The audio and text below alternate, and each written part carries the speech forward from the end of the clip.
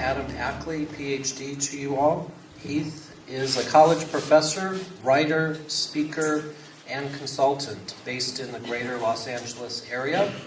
He currently teaches religion studies and yoga at the University of Redlands, and also recently taught gender studies in the School of Humanities at UC Irvine. He has consulted on transgender issues with the ACLU's LGBT project, with Soul Force, with the Polytechnic School, Occidental College, Tri-City Mental Health, and with Pacific Clinics of LA County, as well as the annual festival on Level Ground and on the documentary film Transfiguration. He serves on the boards of directors of both Trans Lifeline, a free phone helpline for transgender people in crisis, and Safety Net, a nonprofit advocacy resource organization for LGBTQ students at Christian colleges and universities. Dr. Ackley received his PhD in philosophy of religion from Claremont Graduate University in 1997 and has spent almost 2 decades teaching philosophy, history, and spirituality as a full-time college professor. He is the author of Women, Music, and Faith in Central Appalachia. He also authored chapters in the books Manning Up, Transsexual Men on Finding Brotherhood, Family, and Themselves, as well as the Encyclopedia of Appalachia, and Creation and the Environment in Anabaptist, sorry,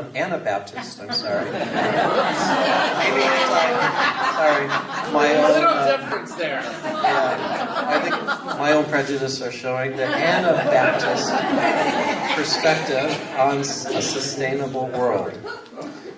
He is also a frequent writer with the blog on Huffington Post Religion and Gay Voices pages.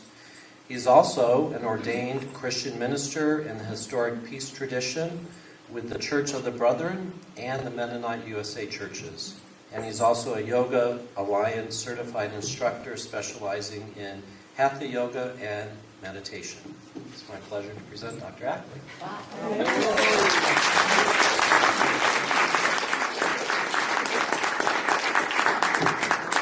Hi. It's nice to be here, especially reconnecting with some people from a long time ago in my life, in this space from a long time ago in my life. I used to be a seminary student over at Claremont School of Theology, and Dean mentioned I was also doing my philosophy of religion and theology program across, down the street here at Claremont Graduate University, which shares some faculty members with the seminary. So spent a lot of time here doing liturgical dance and other things. And John Cobb, who's a dear friend of your community, I know is a member of your community, was one of my mentors. But anyway, I start this slideshow with a picture of a caterpillar metamorphosizing into a butterfly. This is an image that a lot of transgender people latch on to describe our experience. And it's also now the logo for Trans Lifeline, which is a transgender to transgender peer support phone line that I mentioned, or that you mentioned actually, on whose board of directors I serve. So anyway, I just thought, I was saying to your pastor that for a lot of Christians, a lot of people generally, but especially Christians, there's a certain ick factor to talking about transgender identities. And so I wanted to start with an image of beauty. And it's also why I overshare about all the things I do and can do as a transgender person, because unfortunately, many people's go-to image of a transgender person might be something along the lines of the Rocky Horror Picture Show, and not necessarily the kind of, dad, teacher, pastor that I really am in life, and that many of my friends, we're quite normal people. We're just different in gender. So with that said, I'd like to introduce you to what is transgender and a little bit about my story, my spiritual journey. And thank you for inviting me to do this. Okay. So a question is that comes up that I'd like to sort of introduce to us from a spiritual perspective is, how do we see another person? Actually, Dean just privately was sharing with me that talking with a transgender person who talked about the experience that many of us who are trans have, when we're in an in-between stage. Maybe I call it the larval stage. That's my little joke about my own experience of transition. But when we're in that awkward in-between stage of not quite looking male or female, and for some people that's the space they choose to live in. For many of us that's just an awkward part of our journey. But in any case, Dean was sharing that a person of your acquaintance was saying, going through an airport, for example, and having people point and stare and say, "What is that?" And that didn't seem like a story to me, because as a trans person and as a person that sort of does pastoral care for a lot of trans people and mentors a lot of trans people and is friends with a lot of trans people, I hear that story all the time, as well as having experienced it myself. To be not human is pretty much standard when you're obviously trans, or when people know that you've made a change. So the question I wanted to raise is who do you see? The experience of being trans or intersex, needing to make a gender transition to feel like yourself, is an experience very much like the person you see in the mirror in pictures and that people reflect back to you that they see isn't who you experience yourself to be on the inside. That's what I'm trying to capture here in this slide. I wanted to bring in a little cartoon just sort of about, that helps us think about it. Because it says, how would you feel if no one remembers your name? Transgender people call this being dead named, when we're called by the name that we don't identify with, probably the name we were assigned at birth. So being called a name that doesn't match the gender or identity you understand yourself to be. And if bathrooms were, how would you feel if bathrooms were danger zones? Last year there was a big fight in California over a bill that was passed, California Assembly Bill 1266, and there was a Christian group that fought that bill very hard. That it's a bill that protects the ability of transgender people to use public restrooms, basically. Some of us in a group called Trans Advocate and some other trans people were trying to educate the Christians that oppose this. But anyway, I got to learn a lot of stories from people around that time. Particularly trans women will be sometimes assaulted, beat up for using, whichever restroom they choose. It's very difficult. A woman who in every way looks like a woman who's been through transition or maybe always was very feminine. I'll talk to you about intersex conditions. But if she's been identified male, it used to be that if she didn't have the legal right to use the women's restroom, she'd have to go into the men's restroom. It's still happening to women in prison, trans women in prison. They'll be put with male prisoners. I mean, you can imagine someone that identifies female being put into a men's bathroom, into a men's prison, and to a men's locker room in a fitness facility and that sort of thing. These kinds of things are very unsafe to trans women. Trans men don't get assaulted quite as often, but it's still something that maybe most folks don't have to think about. Okay, so the next question is, how would you feel if apartments, jobs, and respect, it does say respect, were always mysteriously unavailable? Again, this is one that's really hard, especially for trans women who are sometimes accused of being men in a dress and being called, it's assumed that they're sexual predators. So it is very hard for transgender people who either look in between, or in my case, because of media things that happened to me during an employment discrimination process. If you Google my name, you're going to know I'm trans. That's going to be the first thing that comes up. So I will never be able to be a person that can just quietly go about my life in a normal way. When an employer looks at my public profile when they're doing a job search, they're going to know I'm trans. And so we do have 4 times the rate of unemployment in the trans community as equally qualified people who are not trans. So it's something that we just have to live with. And there's the last question is, if your friends, I won't even read this to you because it's kind of triggering, but this is a trans woman who was assaulted and murdered. Trans hate crimes, trans murders happen at a rate higher than all the other groups targeted for hate crimes put together, according to the Department of Justice and the FBI, who've been tracking this. As long as they've been tracking it, you put all the other groups targeted for hate crimes and murders put together, it still doesn't equal the number of trans people killed every year. So we are a people that really triggers people, and it is a lot for you to ask someone like me to come talk to you, because there are a lot of people who just wouldn't want to hear from us at all. All right, so getting to the more pleasant part of the story. Well, sort of. Why do I ask you, who do you see when you look before you? Because for many, many years, the person I tried to be was the person on the left.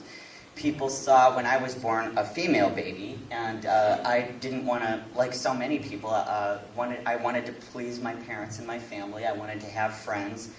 And so although I felt male from my earliest memories, I did everything I could to be a good woman.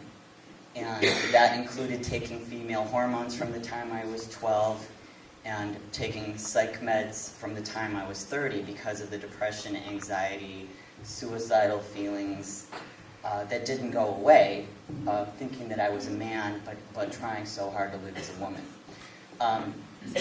In the last 2 years, things changed for me in a big way. Besides just my appearance, actually what led to my changes was continuing with therapy. I've been in therapy for this gender stuff since I was 8 years old, but not until January of 2013 did anybody ever say to me, "You're not crazy, you're just a guy."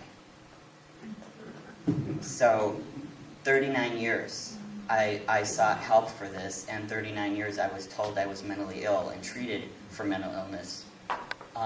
Getting off of psych meds and getting off female hormones, I got healthy again. I don't know if you can see in that picture, but I was emaciated. Both the female hormones and the psych meds caused all kinds of side effects in my body, along with the mental anguish, which I tried to self-medicate with alcohol sometimes. And my journey to wellness brings me to a male identity and a gay identity that has made it very difficult for me to work in my profession of choice, which is Christian ministry and Christian theology.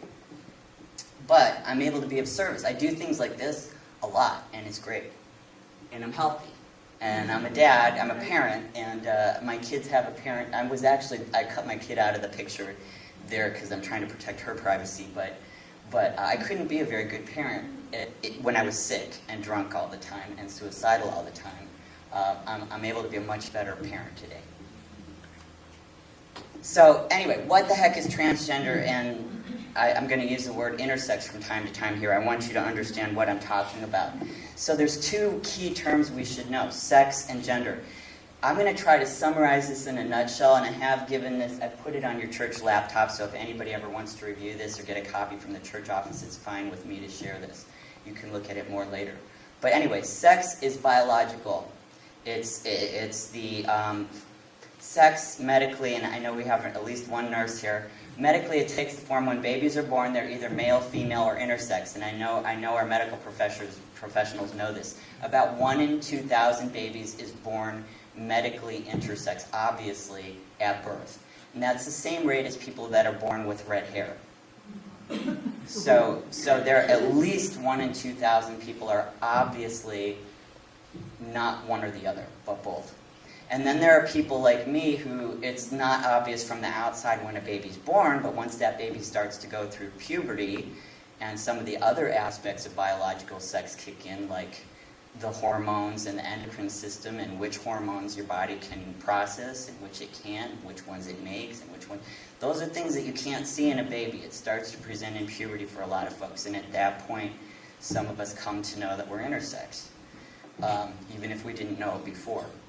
And so that's intersex is a person who medically has sex markers in both categories. They're both somehow, or we're both somehow male and female, or rather in between.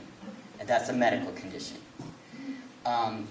Transgender is, well, hold on, I'll skip to gender. Gender has to do with whether you feel masculine or feminine, whether you like to present yourself as masculine or feminine.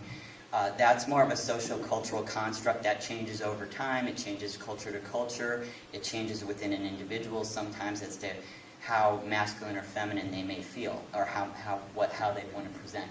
So gender is the more social-cultural piece of this, gender roles, things like that. And sex is the part that's more innate and inborn and scientifically measurable. So anyways, like I was saying, intersex people are medically both and. Transgender people are people who have complexity perhaps in both of these categories, but certainly in this one. Whatever the gender that was assigned at birth, that person doesn't identify in their gender identity, their gender expression perhaps, with that gender. So these overlap sometimes, but not all the time.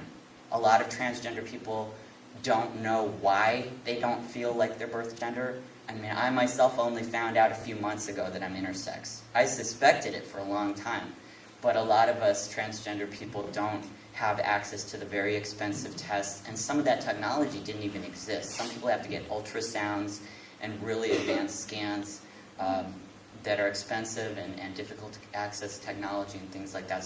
So many of us, especially people my age, wouldn't have had any way to know we were intersex. Some of the genetic tests that have to be done and that sort of thing, they didn't even exist. But anyway, so some intersex people are not transgender because they can identify with the gender they were assigned at birth. And some intersex people, on the other hand, can say, I don't identify with that gender at all. I can't live in that gender sanely. I've got to transition. So some intersex people then also gender transition or are gender transgender. And then the same way with transgender people. There are transgender people who they transition from one gender to another in their expression, in their identity. It's a big change for the people around them, but they don't know of any underlying medical condition that caused that. So I hope that kind of helps. It might make more sense as we move beyond the text into the pictures. Bless you.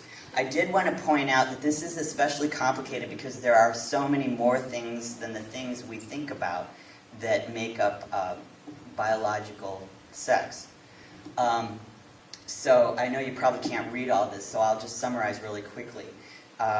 Now we can do brain scans. The brains of transgender people are different than the brains of people who are not transgender. They're wired differently. They know that in science now. Genetically, intersex people, there's a lot of varieties. There are 32 different intersex conditions, some of which can only be shown in genetic tests. The particular one I have, for example, is called mosaic. And what that means is, you know that most people have an XX, which makes them female, or an XY, which makes them male. Mosaic people have an X and a blended chromosome that's a mosaic. It's little pieces of X and little pieces of Y mixed together. So an intersex person really is both, male, not necessarily more one than the other. That's a very rare genetic condition, and it's a hard one to spot. And you this is why now I've become sort of a transgender activist or advocate. You really have to trust someone to tell you that they feel this way. You sort of have to just take someone. This goes back to the first question: who do you see when you look at someone? If you see a woman, but this person tells you, "But I am a man," we kind of have to take their word for it. Unless we have access to all kinds of expensive medical tests and the knowledge of how to interpret those, this medically could be true. This is what I'm saying. So I think intersex people are a very good gateway to having compassion and understanding for all transgender people. We really don't know what's going on in the brain, in the wiring, the hormones.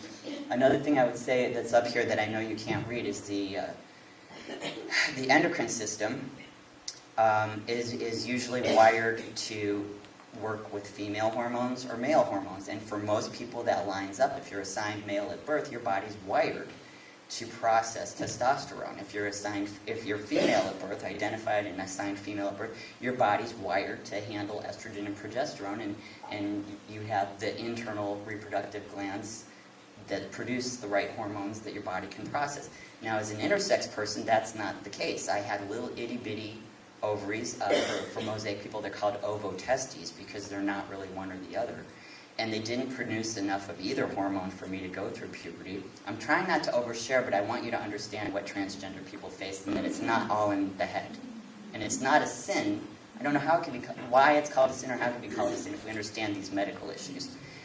In any case, my point is my body, what I was given at 15, I was given female hormones because my little teeny tiny ovaries weren't working.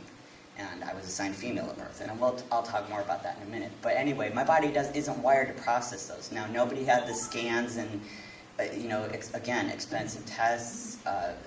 They're not the thing people usually jump to, especially back in the 70s and 80s, to think, oh, maybe I should test what kind of hormone receptors this person has. It turns out my body can't process estrogen and progesterone, although I was on doses so high to make my body work that they were the same as a 9-month pregnant woman would have. I recently had tumors taken out because of the years of taking those hormones, that my body couldn't process them in a healthy way. And you also saw the picture of me all emaciated that made me very, very sick. It turns out my body's full of androgen receptors. Now, I looked like a little baby girl when I was born, but my body internally is wired for testosterone. I've never had a testosterone shot. You can see me what I look like right now, but I don't need it. My body, I can take a little teeny tiny bit of gel that's not even a full dose that people assigned male at birth my age take half that dose. But my body's like this is what my doctor says, your body's like a sponge soaking it up. You have more androgen receptors than the average man. So, what gender am I? What sex am I? Medically, it's not as clear cut as many of us are taught to believe. I really like telling this to Christians because we're often misinformed about this issue. Even those of us like this community that's very progressive. You don't know unless you know. I mean, you've probably never heard this stuff before. It's unusual, but it exists. So I just ask people to have that open mind when you meet a transgender person. You really don't know what's going on in their medical history or behind the scenes. They may not even know. Okay, another thing, and trans and intersex people really love to share this with people, and if you didn't know, this is how in a sense, how I took my name, Ha-Adam, the Hebrew word that comes from Genesis, first couple chapters. The human being made of earth is an undifferentiated human being. Not until chapter 2, verse 22 of Genesis does that human being get divided into genders. So if you've studied the Bible in Hebrew, you know Adam isn't actually a proper name. It's just a description of a creature made of earth who isn't divided in genders. So anyway, intersex and trans people like to tell the story that we all start as androgynous. We all start as intersex. We all start as hermaphrodites, essentially. We all do. Every single person in this room has been intersex with me at some point. But it was before you were bathed in a hormone bath in utero. And for most people, the little glands in the top picture differentiate. They'll go in one direction or the other. But we all have the same pieces and parts. They just develop differently. In trans and intersex people, I got to just speak for intersex people because this is the only one we know for sure medically. But in intersex people, they might develop in both ways at the same time, or the outside might develop one way and the inside might develop another way. Or in mosaic people, we could get a blend. Those parts, each individual part might develop in both ways at once. So there are some variations. Again, it's rare. It's about the rate that we see redheads in the population. But it does exist. So this is important to me to establish with Christians because so many times, I just came from Gay Christian Network Conference last weekend, 1,500 people. A lot of folks are being told still, even in gay-affirming communities, that being trans is a sin, that gender transition is a sin. Even the intersex people who can prove this medical condition, I have so many friends that are told that they're sinners for gender transition because people assume this means theologically we're telling God that God made a mistake. Now, every trans and intersex person I know would say God didn't make a mistake when God made me. God made me diverse. God is creative. God is playful. God is imaginative. And God is not confined by human gender constructions. So there's different ways of interpreting that. But anyway, I just wanted to, again, share that science. All right, so gender 2. I just was talking about sex. Gender 2 could be along the spectrum. And I'm going to I think you're getting that, so I'm going to move along. Why is this all important? Because people who experience themselves or know themselves to be one gender internally but appear and are labeled as a different gender on the outside have real significant problems. I started to talk to you about them already. One issue, and I'll just summarize this to go with it, is that we have a 9 times higher suicide rate than any other group, than the national average, I should say, 9 times higher than the national average. I think it's about 5 times higher than the next closest group, which is elderly white men having been in positions of privilege and then being retired, right, and having lost that sense of privilege, that loss of what do I do with my life and being valued. Anyway, so that's the next group. And then Native American people living on reservations. But even then, we're about 4 or 5 times higher even than those groups. So, many of us my age especially have tried really hard to live in the gender that other people want us to be or tell us that we should be, but all kinds of problems ensue with that, as you will see. So now I get to get into the fun part, the baby pictures. All right. I won't say a lot about this, just to say that as a little kid, I was really fortunate that even though I was born in the 1960s in the Midwest, in Ohio, I had really understanding, compassionate parents. In fact, my grandpa there, my family was Evangelical United Brethren. I knew I'd have somebody in here. Okay, so you all got bought out by the Methodists. So I... right. Nobody else ever got that joke. I didn't even bother with that joke. This is a great group. Okay, so we were literally across the street. This picture is taken at my grandparents' house. We were literally across the street from the EUB church where they were married. My parents were married. I was dedicated as an infant. Our family's buried in that little churchyard. So anyway, I had a great sense of family, but really even at this age, when I was being potty trained, I hate to say it, it took 2 years to potty train me because I thought I was supposed to pee standing up. And I was adamant about it. And I show this picture just because you can see my little attitude. That was the kind of little person I was. And my first sentence was, I told you, I said no. As the first, it would be like, I love you, mommy, or something. Okay. That's the kind of person I was. I was a very hard-headed kid, but I didn't, I loved my family, and I did not want to cause them displeasure. And their attitude about me, the whole thing about me saying, I'm a little boy, I need to stand up, and no, you're a little girl, you need to sit down. That was the foundation of me going into a closet about this issue.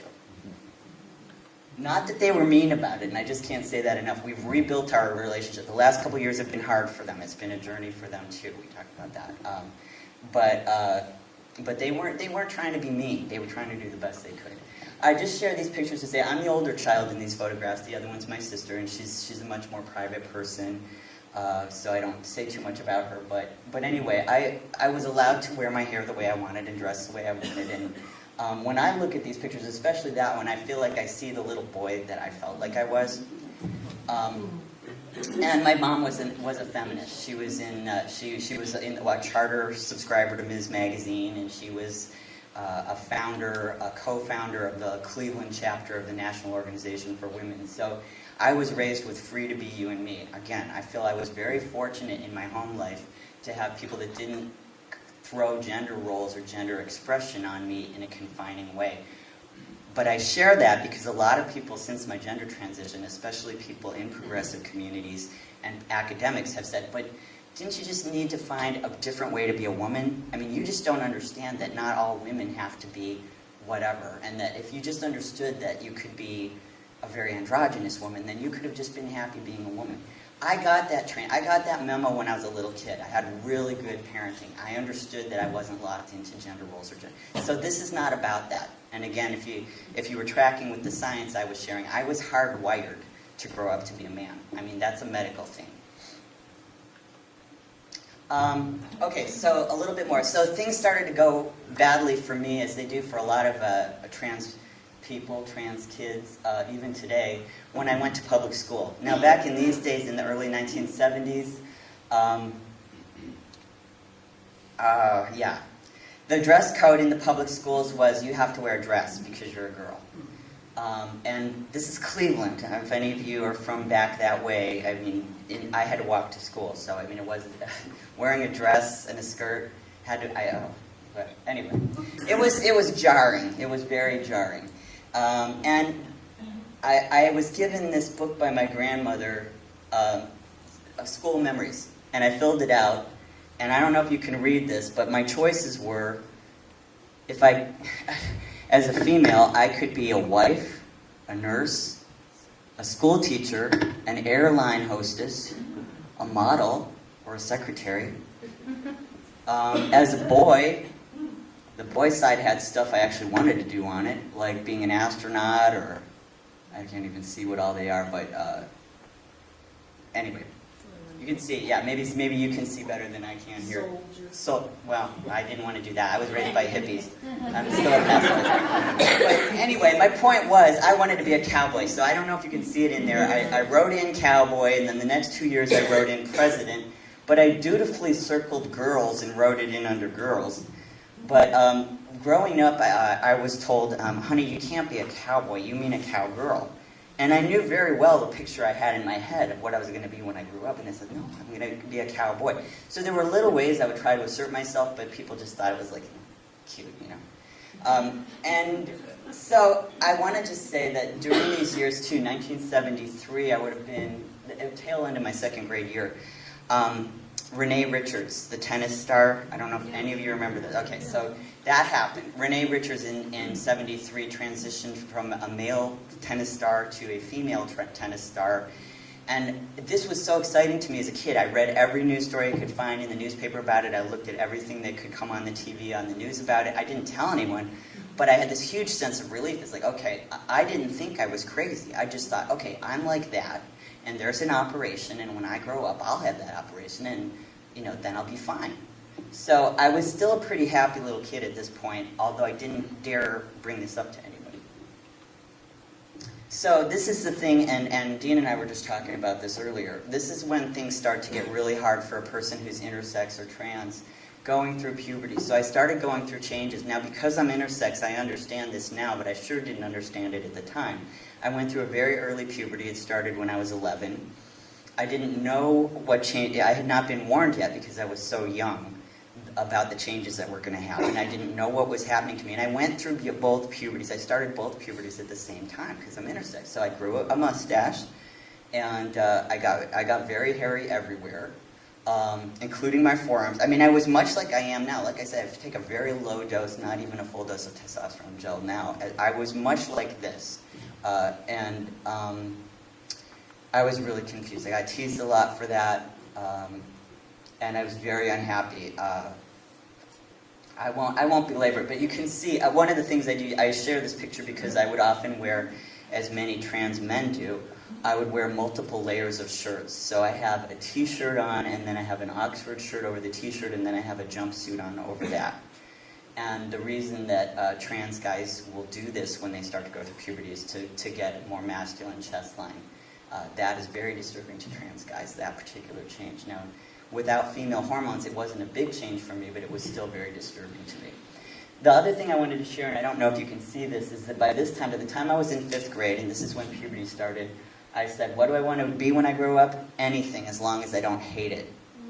I couldn't imagine a future for myself in this body. I was really distraught. Now, yes, Renee Richards had changed, but I think I was getting a more realistic grasp of what I was going to have access to and how my family felt and how our culture felt about people like me.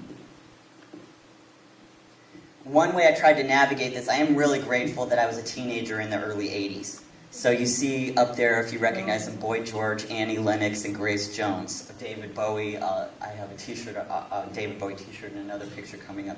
So these people helped me think about the fact that gender maybe could be fluid.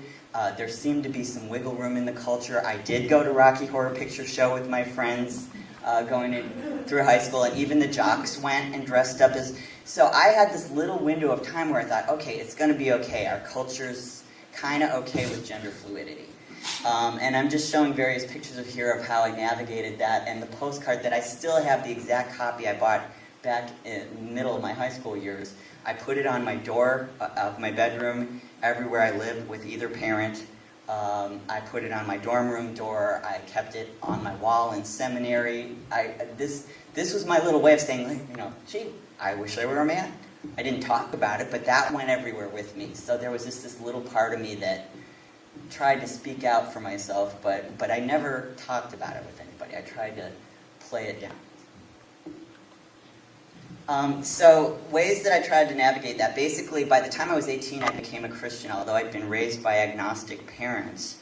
I was sharing this with you a little earlier. I was trying to find answers to why I felt this way, and relief, until I could get, if I was going to get that operation, or until I could get that operation, how do I live with what's called dysphoria? That sense of my body and my voice, they're not me. This is not, I look in the mirror, I don't see me, I hear my voice recorded, that doesn't sound like me. Didn't identify with this either prepubescent, kid-like person, or as other people saw me, female. So the way I tried to navigate that was throwing myself into spirituality. I became a spiritual seeker in every major world tradition I could find. I started practicing yoga when I was 6. I read the Bhagavad Gita by the time I was 8. I looked at the Quran even back then, probably when I was 11 or 12. Started reading the Christian Bible. In all my searching, I finally came to a point where I started to worship with a Christian community. By the time I was 18, I joined the Christian church, was baptized as an adult, and young adult. Became a deacon 2 months later, and my life path just took me in the direction of ordination. I was very ardent in seeking spiritual answers for my gender confusion. I wanted to be a person that was free of gender. I wanted to transcend gender. I thought, this will solve my problems. I can just be a eunuch. The eunuch passages in the Bible. That's what I need to do. I just need to not be gendered. I need to just feed my mind. Now I have a PhD in theology, so that tells you. Feed my mind, feed my spirit, and ignore my body. Shut my body down. So I went to seminary. This is me right here on graduation day next door at STC. What was STC? There's my David Bowie t-shirt, coming from Ohio to move out here to go to seminary. And that's a conference that CST sent me to for separation of church and state. But anyway, when I was at Claremont, I reconnected with my yoga practice and my Zen meditation practice, and started realizing you could be a Christian and practice many forms of spiritual practice as a Christian. So it was a really healing time. I backed off of the female hormones. I wasn't on psych meds yet. It was a very healthy, happy time for me. And some of you were part of that, and I'm very grateful for that. This is my mom I'm with there, by the way. However, okay, so I don't know how this is lining up with the text on the slides, but I'm just going by the pictures right now. I love men. I have only ever fallen in love with men. And as you all know, no doubt, by the late 70s, Moral Majority and Anita Bryant and all those folks were running around trying to peel away whatever anti-discrimination policies were protecting lesbians and gays at that time. And they were pretty successful at it. And then as they were doing that, AIDS hit. And then a lot of Christians jumped on the bandwagon.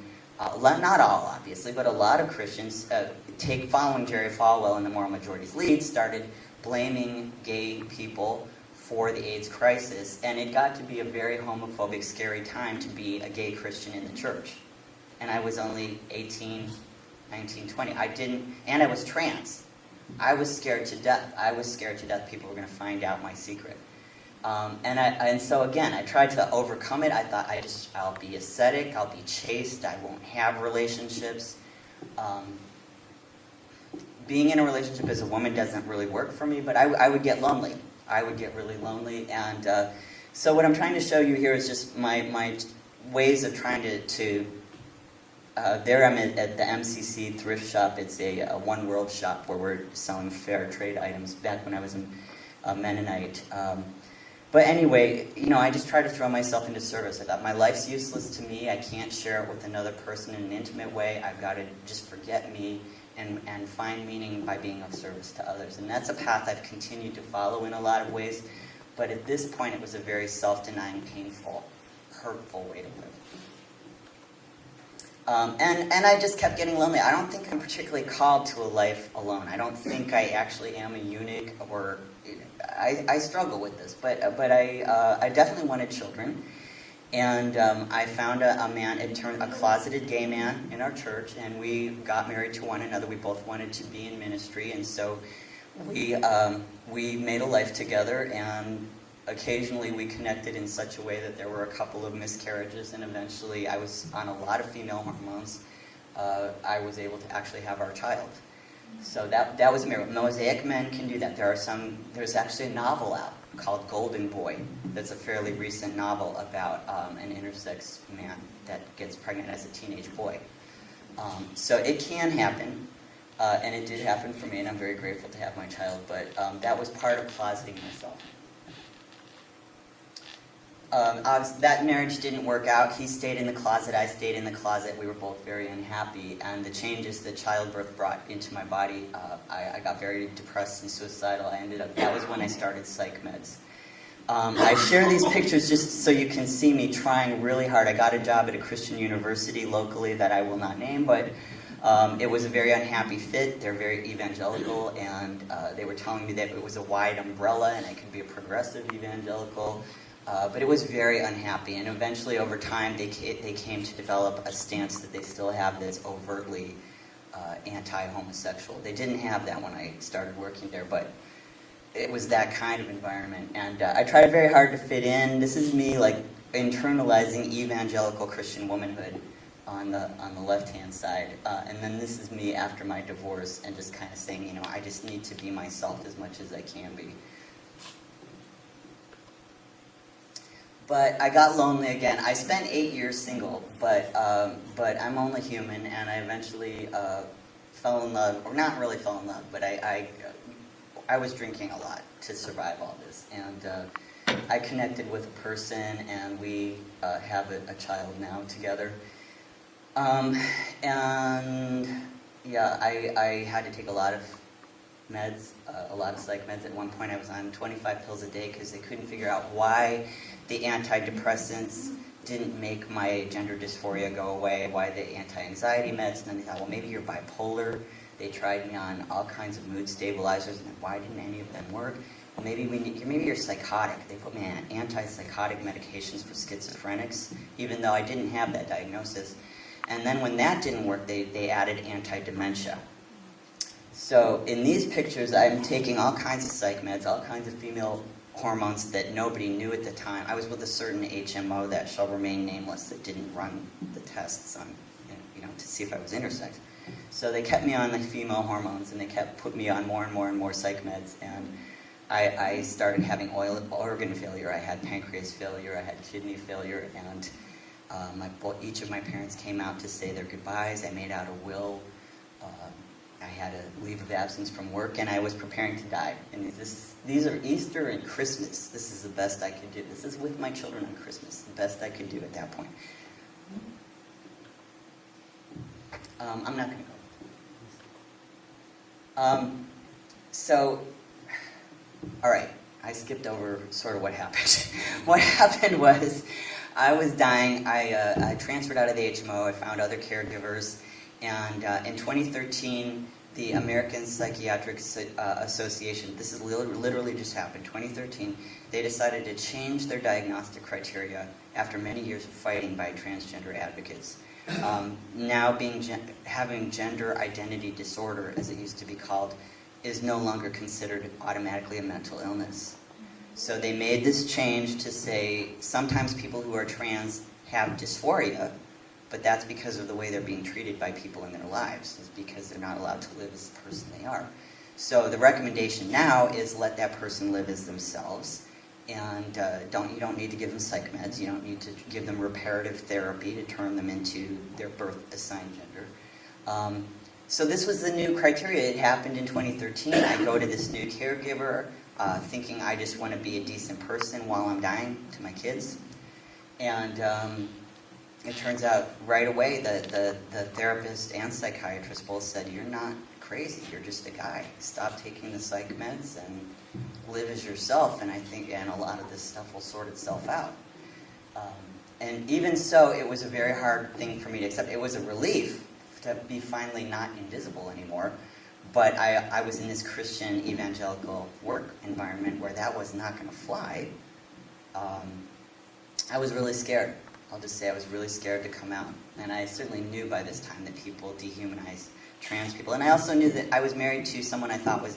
I was married to a man, and I'd only ever been... I only fall in love with men. I knew I was gay.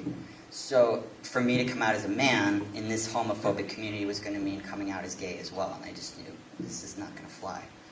So I was really nervous, and I was really praying a lot, using my spiritual tools to think, how do I navigate this? Because the weaker brethren, as Paul calls them in Colossians, were people I'd always worried about coming out too strongly and troubling. I thought, if I can suppress myself and just let the weaker brethren make their journey until they understand that equality is a thing and grace is a thing, I'll just suppress myself. So I was really still trying to do this. By this time, though, I was living a double life, because now I knew I'm not a crazy woman. I'm a sane man. But in order to not trouble these weaker Christians, I have to not really talk about that. So I went by Dr. Ackley at work. I stopped using my first name. I very awkwardly stopped using pronouns for myself. You don't usually talk about yourself in third person, so thank goodness for that. But it got a little awkward. My students started to figure it out very quickly. And what I have here is just to say that I want other Christians to really understand this. This was not about me asserting myself. For me, this was about my diagnosis changed, my treatment plan changed. I was able to be a better parent and teacher as a result. But somehow, communally, we had to navigate this. And so what I'm showing is that basically, in my past, I was very self-denying and isolated and depressed, as suicidally depressed people are. In my present life, I get to be part of, this is with Biola Queer Underground, and MCC pastor Megan Moore, who is also trans, Summer Luke, who's also trans. But anyway, I get to be part of a lot of different things. This is Gay Christian Network. I wanted to show you, we were we made a wall of love. Westboro Baptist was there. And that's what's in the sign. They have their God hates you-know-who signs out, and they're singing at the top of their lungs. So we made a wall of love, so there were 1,500 gay Christians and allies coming in and out of this conference. So we formed a wall between the people coming into the conference and the Westboro Baptist people. And we just sang up, so we sang Jesus Loves Me, and all kinds of really nice little calm songs. And then this rainbow came out while we were doing our thing. It was really cool. So I snapped that pic. That's the kind of stuff I get to do now, instead of living in the closet. And I'm like, I can't believe it. And then another really cool thing I got to do, I preached Pride Eucharist at LA Pride Parade, which I'd never even been to before because I was so deep in the darn closet. That's Bishop, not Bishop, she is a bishop. She's one of the bishops, like a subcategory of bishop. But anyway, Diana Bruce is there next to me, so she presided over the Eucharist, although she invited me to help her with that, and I preached the sermon. There's a sermon. I did not know this. There's a Eucharistic service with a sermon before LA Pride, the big Pride Parade takes off. And I got to be part of that, and it was featured in the LA Times, and they actually quoted my sermon in the LA Times in their coverage of LA Pride, which I thought was really, really cool. Not for my sake, but just because that's not really been the image of gay pride that's been shared before, but they shared this spiritual message. So anyway, this is the kind of stuff I get to do now. So my question about being a self-made man, a lot of times those of us who gender transition, we get a very angry response about how selfish are you.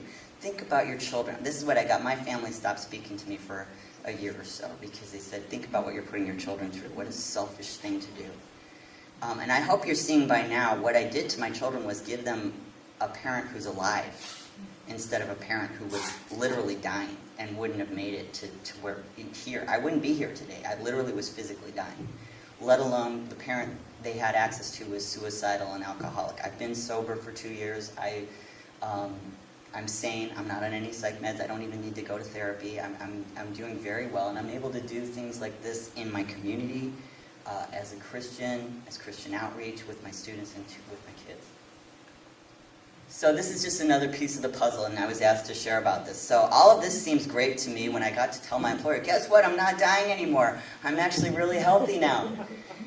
They're like, oh, okay, well, when are you leaving? I had 5 weeks on campus. 3 of those weeks I had to fight to be there. These are some of my students who still come over to my house on Friday night. Some of these people were literally at my house Friday night. But basically the students said, we want him here. He's a better teacher than he's ever been. And they organized various social media campaigns. The pictures are mostly from they did a t-shirt rally, and it really made me cry because they say, "We stand with Adam," which was their Twitter campaign. But on the back of the shirt is a trans pride flag. And only a couple of there's the whole big picture of all the students that were there to do this. We went to chapel together, me and them. It was the last time I ever got to go to chapel with them because I wasn't welcome on that campus after the next day. But that was our thing. We went to chapel together. They wore these t-shirts, and they were wearing these trans pride shirts. And what I was trying to say is, out of that whole group, there might be 2 trans people. So for me to see all these kids that are not trans wearing trans pride flags, I just cried. It was so beautiful. So again, it's not a self-will thing. It's not a me asserting myself as an independent person thing, but it's definitely been part of deepening my relationships with other Christians and now becoming their advocate. The piece in the middle there is from the organization Safety Net, which I'm now on the board of directors of. But these students have an underground secret group. It's not really so secret because they're activists, but they're unofficial. They're not recognized by the university. They're not allowed to be LGBT, be on that campus. So they have a safe house off campus. And Safety Net is a national organization now that mentors and provides resources for groups like this all over the country and helps them connect with each other. Since they're underground, there's no easy way for them to find each other, so we're sort of a central hub.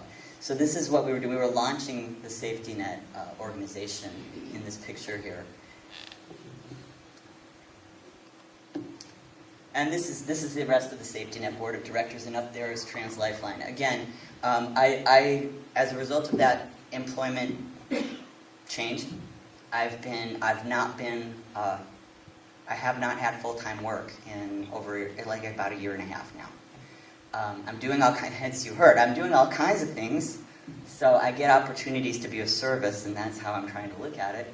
I get to do all these amazing things with really amazing people, and they're things that I know need to be done, because what happened to me in my life a year and a half ago is still happening to lots of people, especially in Christian communities, in terms of being rendered homeless, being rendered unemployed, unemployable, and having all kinds of sort of nasty things said.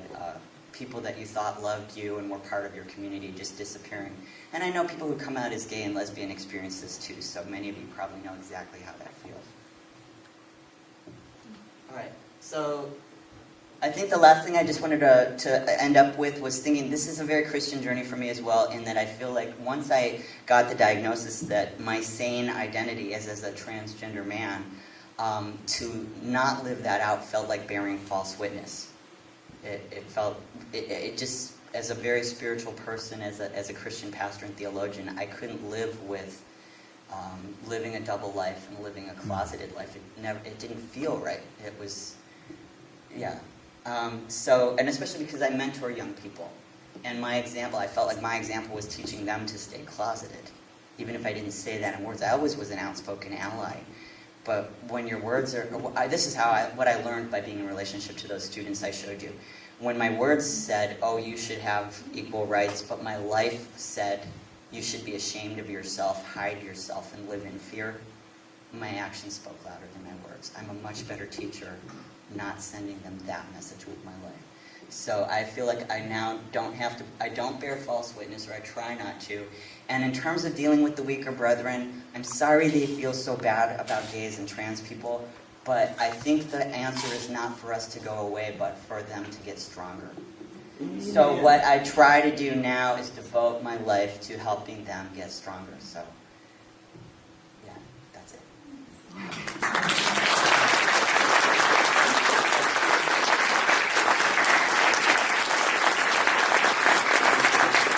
Was, aren't academics liberal, progressive? Wouldn't that have been a good, safe space? In a sense, I'm paraphrasing. So one reason I'm so involved with Safety Net today is that Christian colleges and universities have religious exemptions, constitutional exemptions based on the freedom of religion, allegedly. Now, for a few of them, only 6 of them actually have that exemption, but the rest of them often claim it. But anyway, those are not places of academic freedom about gender and sexuality. They hide behind constitutional freedom of religion to be not progressive places, not inclusive places.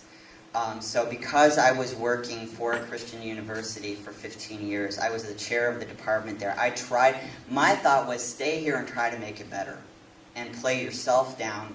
Like I said, this was a big learning for me in the last 2 years to realize that that staying closeted just so I could stay in that community and bring them along, first of all, it didn't work, and second of all, it did send a message to the other closeted LGBT people in that community that they too, that this was a good way to handle it.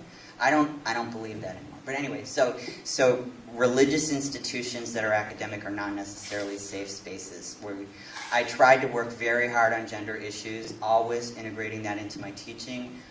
And I think that's the reason so many of my students came back to me after all that stuff happened. I've had a flood of hundreds, I'm not exaggerating, hundreds of students found me on Facebook, or I created this is so silly because I'm not this kind of person, but I created a Twitter thing, an Instagram thing, ways they could connect with me, and they did. And one of the things I said when I agreed to leave, because I did agree to leave, I'm not allowed to talk about all the terms of that, but one of the things I made very clear was, you can take my office away, you can take my job away, you can take my contract away, and you can stop paying me, but I'm still their teacher. And I am. I'm in more of those kids' lives today than I was as Heather. They came back to me in droves, and we collaborate now on all kinds of things, and it's amazing. The other thing I would say, though, is I was surprised to find that even at secular institutions like UC Irvine, it's still a very new learning experience for them to have trans faculty. They insisted on using my old name. It was very confusing to my students, so I ended up using that. I was teaching on gender microaggressions, and I said, here's an example of one. When you log into our course website, you see a name that isn't my legal name anymore. So, yeah, they had a policy not to do that to the students, but they hadn't included the faculty or staff in that. So do remember that because I think this is how I try to explain it to myself so I don't get angry. Because the changes in diagnosis and treatment for trans people are so new, the laws are just now catching up. I mean, I'm sure you've all heard a lot of things about trans protections in the news in the last year or so. And that's why, as long as trans identity was pathologized, you weren't protecting a person on the basis of gender. You might have been protecting them because they're a mentally ill, sick person that needs to get well. But people weren't being protected on the basis of gender. So there's just a huge learning curve for our culture now to catch up with what medicine and science know about gender and sex today. Any other questions? Yes, please.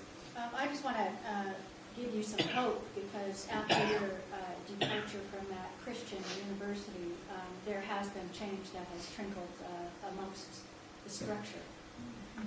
And I'm interested, two things. The students that follow you, or the students that advocate with you, what percentage do you think are related to healthcare industry? That's a great question. That's a really great question.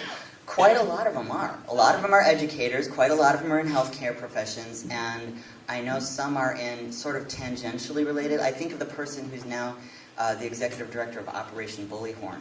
So not exactly healthcare, but sort of mental health care advocacy. So kind of keep that in the back of your mind for the future, okay? Because see, in these Christian universities, the one that you departed from, and also Biola, they have a very dominant school of nursing. I know. And I went to APU to get my family nurse practitioner's license, and I'm fully aware of many things in that university. And although I didn't have the ability to focus on my lesbian status during that, there were several people that knew I was. And I found that in healthcare, although the academic side could not come to terms with this social justice movement that is taking place right now because they didn't have the ability, healthcare is completely different. Mm-hmm. Because healthcare's got the Institute of Medicine behind them, and they've got the CDC and the NIH, and they've got everybody else in the field of medicine that is making change to foster in this LGBTQ population, right? So there is change taking place not necessarily in the academic area of APU, but if you go to the School of Nursing, you will be able to see that there is some progress and some faculty that are actually supporting the LGBT cause. I thank you for sharing that. So for the record, let's just say that Christian institutions that have schools of nursing, I don't know how much I can share, so I'm going to be really careful what I say, but let's just say the schools of social work, the schools of psychology, where there are professional accreditations, professional guilds involved accrediting. It's true at any Christian school. There are other standards being taught other than the ones that the Board of Trustees would like to see taught. So in terms of the practice of those professions. And my experience being the Diversity Council chair for many years, right up to the point where I left at that place, was that it was my perception, maybe I had rose-colored glasses on or rainbow-colored glasses or something, but it was my perception that probably about half the faculty were allies across the board. Now, I'm sure there were some differences among different departments, but privately, a lot of people were allies, but a lot of folks like me were living in fear, even if they were just allies. And so, yeah, definitely, and certainly the students are picking up on the message of, in their professions, things are a lot more egalitarian. The students, I don't think, are where the people with the money and the donor base and the trustees are. And I'm not singling out one institution. I'm just saying Christian evangelical institutions generally. So thank you for sharing that. Other questions? Yes? I guess I don't know exactly what to ask, but I know having encounters, pastoral care encounters with people who are transgender, and feeling confused myself at who am I looking at, and thinking if I'm confused, there's also confusion in the hospital or other people caring for them. What can I do in my own self-awareness to kind of maybe lower either my confusion or lower my, or raise my self-awareness? What can help make that encounter better, other than seeing this person as a child of God and somebody who's dearly loved and another human being? Yeah. Any advice? For Yeah. That's why I wanted to end with this on the screen. And I know you can't read it, but that's a really good question. So the question is, in a sense, how can you be an ally, or as you encounter someone who's trans and you don't really understand their gender presentation, and maybe it triggers you a little bit, or maybe you're just confused by it, how can you be an advocate or a helper, or just a gracious Christian, hospitable? How can you be hospitable to that person? And you brought up, this is a child of God. So for me, I find it ironic that Christianity is the source of most of our outspoken bigotry against trans and intersex people. And that's not just my perception. That comes from the fact that trans and intersex people from all over the world contact me for help. Okay. Even high-profile ones that I won't go into, but I mean, it's been really surprising. People find me because transgender and Christian or transgender evangelical, that's a pretty small pool of folks, and my name comes up when you do an internet search. So people find me, and I hear from them again and again this kind of confusion. Anyway, so the bigotry comes, it seems like it's more people in the Christian faith that get this blowback about their gender. But at the same time, I feel like Christianity gives us great tools for being gracious and hospitable, because we do learn to see every human being created in the image and likeness of God. We get the story of creation of a human being created in the image and likeness of God before being divided into gender. So to me, that tells me we're, intersex, trans, male, female, we're all created in God's image. I see that written right into the Hebrew text. And then of course we get this message from Jesus Christ about the love command. How do we interact with our enemies, or people we don't like, or people who confuse us? We're supposed to pray for them. We're supposed to love them. So we get all that. But what about the practical nitty-gritty? Getting to the practical nitty-gritty of it. For trans people, it really helps, and intersex people who don't look the way you would expect them to look. Using the name they ask you to use, and being receptive to the fact that can change. Using the pronoun, asking what is your preferred pronoun. What would you like me, that's really important. And then using it and being gentle with yourself. Usually what happens is if someone doesn't look like the gender that they're telling you they are, we usually make mistakes. I do this too. I have a very good collaborator, professional collaborator and friend who identifies as genderqueer. And the pronoun they like is they, them, because they don't feel like either a he or a him. Now this person was born or assigned female at birth and has never had any treatments of any kind. And I'm trans, I'm intersex, and I see a woman. This is even me making this mistake. So sometimes when I'm talking about this friend of mine with our other friends, I'll say she, and I'll go, So we're going to have those moments. I mean, if even trans and intersex people have those moments with each other, please don't beat yourself up if you have those moments. It's really okay. Most trans and intersex people I know, by far, I can't even think of an exception. If your intent is good and you make a little mistake, don't make any bigger deal out of it than they do. I mean, it's okay. It's a learning process. But being, I'd say as an ally, especially when you're counseling young people's journey, it can be very fluid. I have a young person I'm co-mentoring with one of my former students, actually, right now. And this person's really on a journey. For a while, they thought they were going female to male. And now they're like, maybe I like to just be in the middle, or maybe I'm gender fluid. This is an exploration. It's hard to find answers when the answers that you have to find are not the standard ones given in your culture.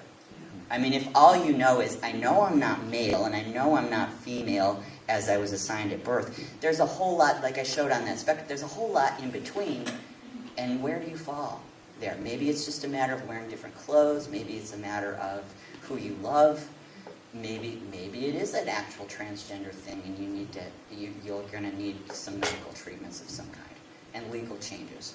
But that's a really big journey to take, and it takes a long time to discern that. The number one thing I've found mentoring people in that situation is they need to, I should say what they need. I believe it's most beneficial for them to be around other trans and intersex people. There's just something about that. At the moment when a trans person or an intersex person meets another trans person, and let me tell you, in my life, I didn't meet another person of my gender until I was 47. I mean, just imagine that, going through your life and you never met anybody like you in something as basic as gender until you're 47 years old. It's very isolating. I had met a trans woman when I was 18, but I'd never met a trans man. So, and I'd never even seen one. I mean, this was another reason why it was so hard for me to navigate. What does it mean to be a trans man and identify as gay? I'd never heard of that. I thought it was crazy, So finding other people, and it normalizes one's experience. When one can find a friend or a colleague, or even if you don't like the person too much, at least to say, okay, I'm not the only one on the planet.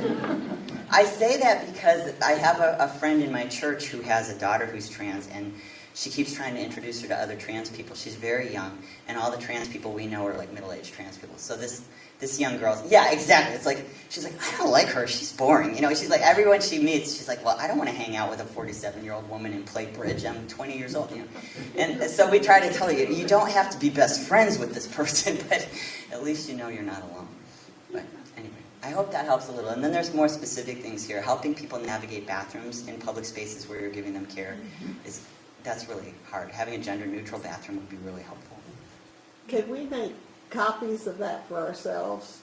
Yes, it's meant to be shared. Yeah. And that's exactly why I left it there on the laptop. And you can copy the image right off there, or you can email me. I have more stuff like that. Since I work with Trans Lifeline, I mean, we equip people with that kind of stuff. I just didn't want to bombard you any more than I already have, but I have a lot more resources I could share with your group if you are interested. Yeah. Other questions? Yes? It's not really a question, but as a student from Christian University, I graduated this last year, and I just can't really say just how happy I am to see where they're at now. Thank you. And just how, it's just such a relief. I remember I emailed you when it was all happening, and it was just so, Thank you. I mean, a lot of people were just so angry. A lot of the students, I was in the English department, and just all of my friends were just so angry about it. And so I'm happy now that I can go back to it and say that you're in such a great place. I am in a great place. Even though I don't have a full-time job, I cobble together a lot of really cool part-time gigs And I almost every day, I can't believe this is my life. And that's not just a gender thing. I mean, it's just like a rainbow thing. It's like every day is like those Westboro Baptists is on that side, but there's a rainbow, you know. That's my life now, and my kids are so happy. And I have my students back in my life that I really couldn't connect with them very well until I came out right at the end. I was teaching in drag, self-loathing, and one of my students who later interviewed me for a Christian podcast just last year said, "You were the most unhappy," well, at the time, when she had me, I was pregnant with my second child, she said, "You were the most miserable and unhappy pregnant woman I had ever seen, and I knew something was terribly wrong. And I knew you wanted that baby, but I couldn't figure out what it was." So she was relieved to see the changes. And anyway, thank you for sharing that. I want you to know the reason I've been criticized by some folks, and I guess that's one reason, it's a theme in my slideshow for being so out there in social media. But that's the reason, because my students work so hard to save my presence on that university, and they were heartbroken at the way things went. I mean, they were really, I can't even tell you how crushed they were. Because they got coverage in GLAAD, and there was a light shining on them for being so brave and being so outspoken and being this new generation of activists. And then it didn't work out the way they wanted it to. So I felt like I had to be very, very fierce about, you know what, I'm not going away. I live 8 miles away. You're coming over to my house. I'm going to be part of a national organization to protect you and make sure this doesn't keep happening. And that's why. That's how we've continued to be related. So thank you. Yeah. Anything else anybody wants to share or ask? Yes. I just want to encourage you to not worry about being too out there.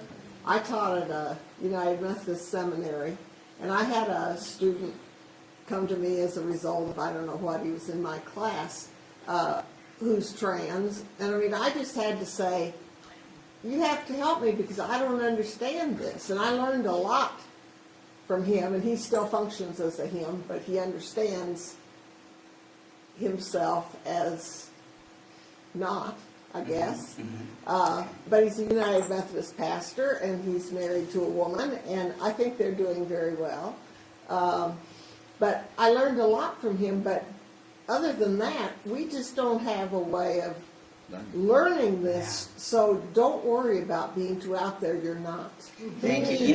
Thank you. Part of that comes from my Brethren culture. So you shared, I'm Mennonite. I was Mennonite and now Brethren. So in this Anabaptist peace culture, you're supposed to keep it really low. I mean, they're a step away from being Amish, folks. So that Amish plane, you're not supposed to. The nail, what is it? The nail that sticks up gets hammered down. Yeah.